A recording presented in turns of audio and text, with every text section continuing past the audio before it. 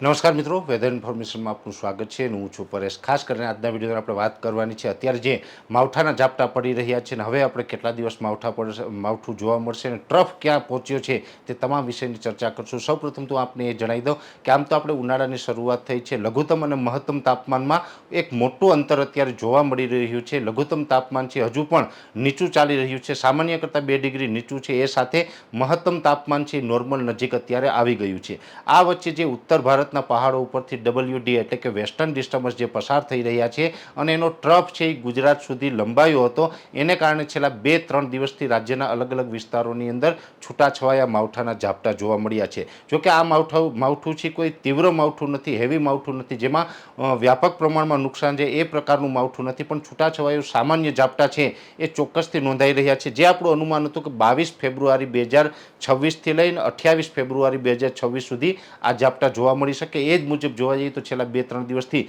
ઝાપટા નોંધાઈ રહ્યા છે અને એ ટ્રફ હતો, હવે એ ટ્રફ છે અત્યારે અરબ સાગરમાં પહોંચી ગયો છે. એટલે ગુજરાત ઉપરથી જે ભેજ હતો એ હટી અને અરબ સાગરમાં આવી ગયો છે અને અરબ સાગરની અંદર 750 HPA લેવલે એક સાયક્લોનિક સર્ક્યુલેશન પણ બની ગયું છે. એટલે સાયક્લોનિક સર્ક્યુલેશન છે એ ભેજમાં કન્વર્ટ થઈ રહ્યું છે અને એને કારણે હજુ પણ 2 દિવસ સુધી સૌરાષ્ટ્ર અને કચ્છના દરિયાઈ કાંઠાના ભાગોની અંદર વાદળછાયું વાતાવરણ અને છૂટાછવાયા ઝાપટા નોંધાઈ શકે. અત્યાર સુધી આમ જોવા જઈએ તો દરિયાકાંઠા વિસ્તારની અંદર તીવ્રતા ઓછી હતી, માવઠા નહોતા જોવા મળ્યા, પણ હવે આવનારા 2 દિવસ સુધી સૌરાષ્ટ્ર અને કચ્છના દરિયાઈ કાંઠાના વિસ્તારમાં પણ છૂટાછવાયા ઝાપટા નોંધાઈ શકે છે. કેમ કે એ જે ટ્રફ હતો ને એ ટ્રફને કારણે જે ગુજરાત ઉપર ભેજ આવેલો હતો એ હવે ગુજરાત ઉપર થઈને હટી અને હવે અરબ સાગરમાં આગળ નીકળી ગયો છે. એટલે એ ભેજ છે અરબ સાગરમાં આગળ નીકળે છતાં પણ હજુ 2 થી 3 દિવસ સુધી છૂટાછવાયા ઝાપટાના રૂપમાં આપણે અસર થતી રહેશે. પણ અહીંયા આપણે દરરોજ કહી રહ્યા છીએ એ જ મુજબ